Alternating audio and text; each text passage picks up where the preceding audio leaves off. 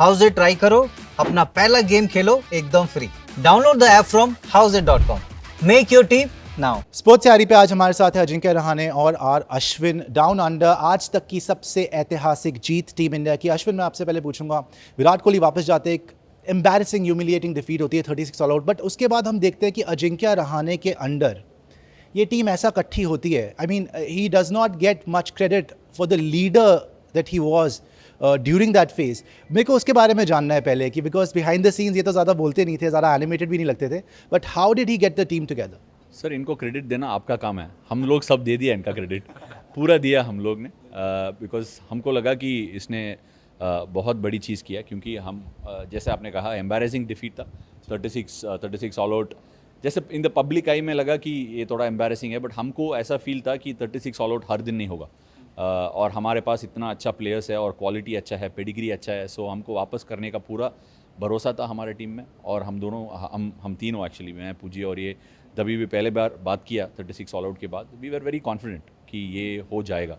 अगर मेलबर्न में हम जीत जाएंगे फिर ये सीरीज़ भी खुलेगा और उधर से हम जीत सकते हैं। एंड क्रेडिट हमने पूरा दिया, अभी आपका काम है कि उनको क्रेडिट देने के लिए। सेकेंड टेस्ट में जिस तरीके से अजिंक्य आप शतक लगाते हैं और आई थिंक कितनी कंट्रोल में थी वो इनिंग्स, एक भी गलत शॉट नहीं थी, ऑस्ट्रेलिया को बिल्कुल चांस ही नहीं था। और बहुत लोग भूल जाते हैं कि सीरीज़ हमने जीती, इतिहास बनाया, लेकिन मैन ऑफ द टूर्नामेंट था पैट कमिंस, जो कि आग उगल रहा था बॉल के साथ, बहुत ज़बरदस्त बॉलिंग कर रहे थे वो लोग।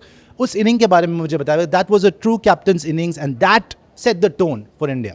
वो ज़रूर इनिंग मेरे लिए बहुत स्पेशल थी और आई थिंक अब तक की सबसे बेस्ट इनिंग मैं खेला रहूँगा।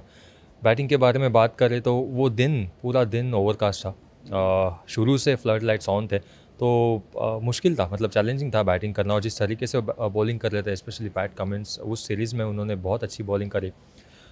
तो मेरे लिए यही फोकस था कि मैं फेस सेशन बाय सेशन खेलूँ, ज़्यादा आगे के बारे में ना सोचूँ। हमने शुरू में बॉलिंग अच्छी करी थी और उनको जल्दी ऑल आउट किया था, तो हमारे पास समय था, गेम में बहुत समय बचा था। तो एज अ बैट्समैन मेरे लिए यही था कि मैं टीम को अच्छे पोजीशन में लेके जाऊँ। उस वक्त मैं एज अ लीडर कैप्टन नहीं सोच रहा था, एज अ बैट्समैन मैं सोच रहा था।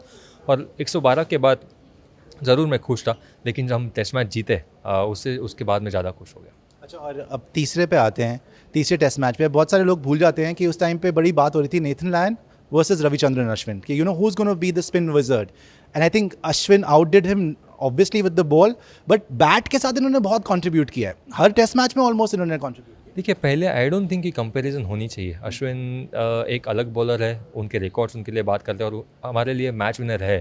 नेथन लायन ऑस्ट्रेलिया के लिए मैच विनर है और उनकी एक अलग तरीके की बॉलिंग है, दोनों एक बड़े बॉलर हैं। बट अश्विन ने हमेशा से करंट सिचुएशन में हमारे लिए परफॉर्मेंस किया है, not only in India but outside India also. उनको वो क्रेडिट जाना चाहिए। ये बहुत अच्छा पॉइंट बोला आपने, सॉरी, क्योंकि कुछ लोग हैं जो यू नो एनालिस्ट हैं, हमने भी अपने शो पे डिस्कस करा, बोलते हैं भाई इनकी परफॉर्मेंस बाहर नहीं है। तो मैंने बोला पिछले आप कितने सालों की परफॉर्मेंस निकालोगे दुनिया के टॉप स्पिनर्स में कि आप कहीं पे भी देख लो, सो अश्विन इज़ नंबर 1। तो आई थिंक ये आपके शो में अगले बार आपको जब एनालाइज करोगे तब अश्विन के बारे में आप अच्छा ज़रूर, आई एम श्योर अच्छा बोलोगे, उसका जो बाहर के बारे में परफॉर्मेंस है। बट उन्होंने ऑस्ट्रेलिया में जिस तरीके से बॉलिंग करी है, आई थॉट मैंने अब तक की बेस्ट बॉलिंग उनकी देखी। येस, वो हमेशा विकेट्स निकालते हैं, करंट सिचुएशन में विकेट्स निकालते हैं, बट जिस तरीके से प्रेशर मेंटेन किया उन्होंने और उसके बाद विकेट निकाले, वो बहुत अच्छा लगा देखते। और स्पेशली उनके बैटिंग के बारे में बात करें, अश्विन एज अ बॉलर हम सबको पता है, but Ashwin as a batter उनके आई थिंक 5 सेंचुरी 5 सेंचुरीज है। तो हमेशा उन्होंने करंट सिचुएशन में और ऑस्ट्रेलिया में हमेशा से उन्होंने अच्छी बैटिंग करी है। तो एज एन ऑलराउंडर उन्होंने हमारे लिए उस सीरीज़ में बहुत अच्छा किया। अच्छा, और तीसरे टेस्ट पे लास्ट दिन आप और हनुमा विहारी, पूरा हिंदुस्तान देख रहा है, बोल रहा है कि भाई क्या फंस जाएंगे, लेकिन आप लोग बैट करते रहते, कुछ ओवर्स बचते हैं पर ऑस्ट्रेलियंस आपका हैंडशेक करते हैं और तब सांस में सांस आती है कि भाई अब मोमेंटम हमारे साथ है गोइंग इनटू। और टिम पेन आते हैं, बोलते हैं जी can't wait to see you at the Gabba, और आप बोलते हैं can't wait to see you in India, that will be your last series, जो कि सच ही हो गया, एक तरीके से कप्तानी चली गई। नहीं, वैसा मेरा इंटेंट नहीं था, किसी को ऐसा you don't want to see anybody go down like that's, वो इंटेंट नहीं था। मगर वो जैसे ही कहा ना, मुझे ऐसा फील आया कि कुछ वापस बोलने का, ऐसे ही बोल दिया। फिर बोलने के बाद मुझे लगा अरे बोलना नहीं चाहिए था, बट तब वो कॉन्वर्सेशन हुआ ना, थोड़ा मेरा इंटेंट और अटेंशन स्पैन और पूरा कॉन्सेंट्रेशन बढ़ गया। सो उसके वजह से थोड़ा हमारा जोन भी अलग अलग लेवल में चला गया। और विहारी और मैं दोनों एक्चुअली चेन्नई में क्रिकेट खेलते थे, सो हमारा कम्युनिकेशन थोड़ा अच्छा है। पहले से हम अच्छे तरह से जानते हैं एक दूसरे को, सो हमारा कम्युनिकेशन बेटर होते गया और हम भी अच्छे एंड से खेलने लगा कि उनको आगे अंदर से भी मैसेज आया। शार्दुल ने एक खतरनाक मैसेज लेके आया अंदर से। क्या मैसेज था? उसने बोला, रवि भाई ने बोला तुम लोग अच्छे खेल रहे हो, सेम एंड से खेलो, ये रवि भाई का मैसेज है, बट तुम लोग अच्छा खेल रहे हो, वैसे चाहिए वैसे खेलो। सो मुझे लगा तो थोड़ा Shardul, I am actually a big fan of Shardul to be very honest.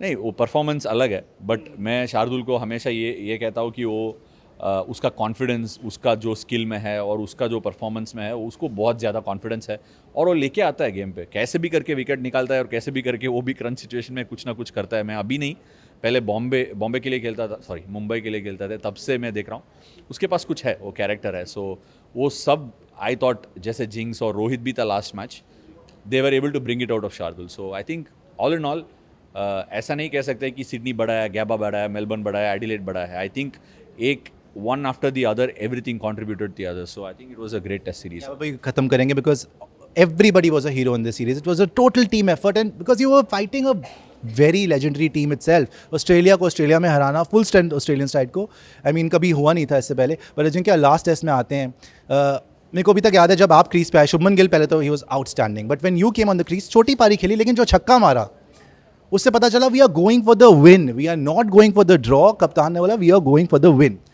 वो आई थिंक मैं खेल पाया क्योंकि पुजारा और शुभमन की वजह से, वो पार्टनरशिप की वजह से मैं वो इनिंग खेल पाया। और उससे पहले बिल्कुल भी मेरे माइंड में वो थॉट भी नहीं आया था कि हम चेस के लिए जाएंगे।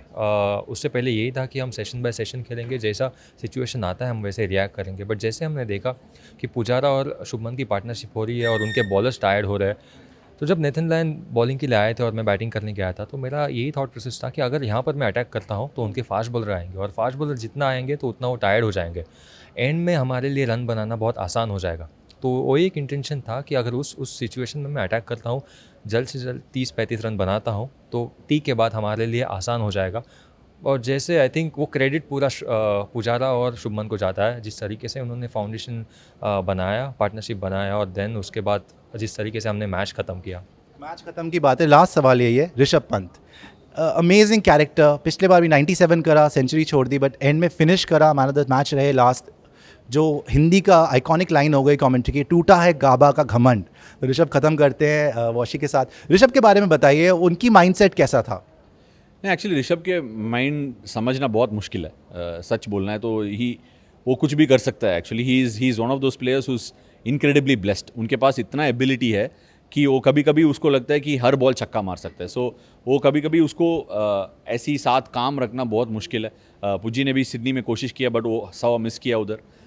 बट ये गेम में क्या हुआ, अंदर से रवि भाई मुझे कहा कि मैं बाहर बैठा था, ही वांटेड अ ड्रॉ, क्योंकि गेम ड्रॉ कर सकता था, बट हम जीत के लिए जा रहे थे। मतलब जीत के लिए जा रहे थे, हर किसी का अलग अलग प्लान था। मैं जाके बाहर जिंक्स को भी पूछा है क्या है प्लान, जीतने के लिए जा रहे हैं? नहीं, वो खुद खेल रहे हैं, हम देखेंगे कैसे जा रहा है। But the moment washi went in, तब वॉशी गया और उसने जल्दी 20 रन बनाया, फिर हमारा प्लान बदल गया। सो वॉशी का जो 20 और 30 रन का भी बोलना ही पड़ेगा, very very important contribution. Rishabh Pant, मेरे को याद है आपका भी एक मोमेंट था जब अपील करते हैं वो, और आप आराम से, बहुत उन्होंने कन्विंस करा आपको कि यार रिव्यू ले लो, लेकिन आपने ले लिया, थोड़ा सा मुस्कुराए भी। That is typical Rishabh Pant, very excited and full of energy. Last inning के बारे में ऋषभ पंत, ऋषभ की वो इनिंग बहुत जिस तरीके से खेले, आई मीन बहुत स्पेशल इनिंग थी। काउंटर अटैक करके खेले और उनका गेम उन्होंने बैक किया। हमने किसी ने नहीं बताया था कि ऋषभ आप जाके ऐसा क्रिकेट खेलो। उन्होंने खुद के इंस्टिंक्ट को बैक किया और हमें ज़रूरत भी नहीं पड़ी उनको बताने की कि